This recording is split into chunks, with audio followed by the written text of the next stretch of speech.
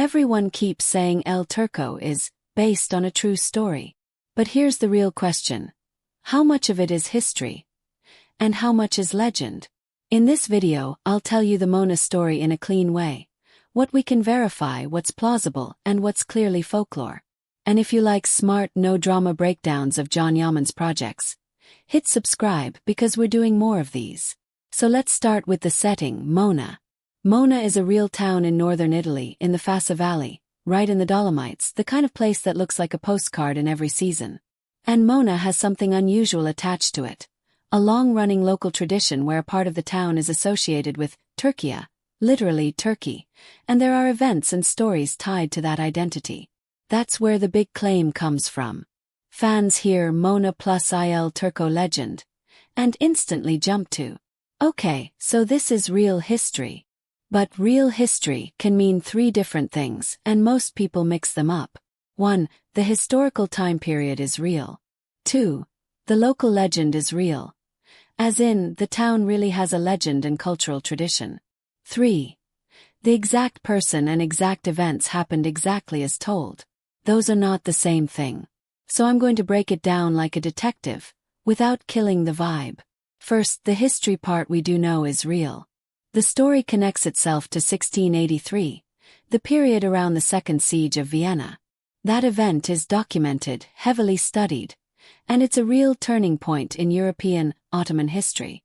There was a huge campaign, huge losses, and a retreat afterward. That historical backdrop is absolutely real. Now, does a real historical event automatically prove the Moena legend is literally true? No. It proves the era is real, and the idea of people moving, fleeing, hiding, surviving after massive campaign is humanly plausible. And that brings us to the second layer. The Moena legend itself. Moena's story, told and repeated for generations, basically goes like this.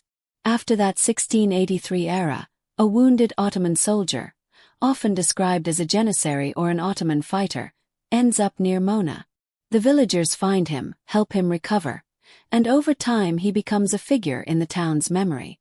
In many versions, he's not just a survivor. He becomes a protector, someone who helps locals resist abuse by local powers. And the town's tradition keeps that identity alive through Turkey references and festival-style events. Now here's the key point. Even if you treat it as legend, the legend is still real in a different way because Moena actually carries it culturally. It shows up in place names, local traditions, and tourism narratives. So when you see people saying Moena is Italy's Turkish town, what they really mean is, Moena has a long local folk tradition that uses this Turkish connection as part of its identity. That's the part that's easiest to confirm. The town's tradition exists. Now we move to the third layer where things get spicy. Did the specific person exist exactly as described? This is where we have to be honest. The more specific a legend gets, the harder it is to prove. Think about how folk stories work. Over time, stories become sharper. Names get added. Motives become cleaner. The hero becomes more heroic.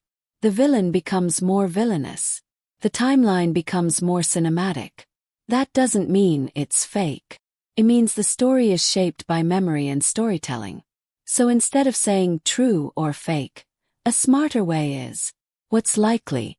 What's possible? What's unprovable? Here's the myth versus history scoreboard. History.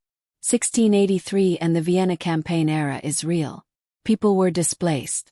Soldiers did get separated. Survivors did flee. The idea that someone could travel, or end up far from the main route, after chaos is plausible. Plausible but hard to prove. A wounded Ottoman soldier ends up near Moena and is helped by locals. That's not crazy. That's human behavior. Could happen. Legend/folklore, where the story is doing storytelling. The exact identity of the soldier. The exact heroic protector storyline with perfectly shaped conflict. The clean dramatic arc. Wounded outsider becomes savior of the town. That arc is classic folklore structure. You see it in cultures everywhere. Outsider becomes the moral test, then becomes the symbol. Now, Does El Turco need that legend to be 100% proven to be interesting? Not at all. Because here's what makes this topic evergreen. The real story isn't only the soldier. The real story is, how does a legend become a place's identity for centuries? That's the part people don't talk about. Moena isn't famous because historians published a final proof. Moena is famous because communities keep stories alive through tradition, through costumes, symbols, place names, and repeating the tale year after year. So when a modern series like El Turco takes that inspiration, it's not trying to be a documentary. It's doing what TV always does. It turns a legend into a complete dramatic engine. A main character with a clear wound. A betrayal or injustice.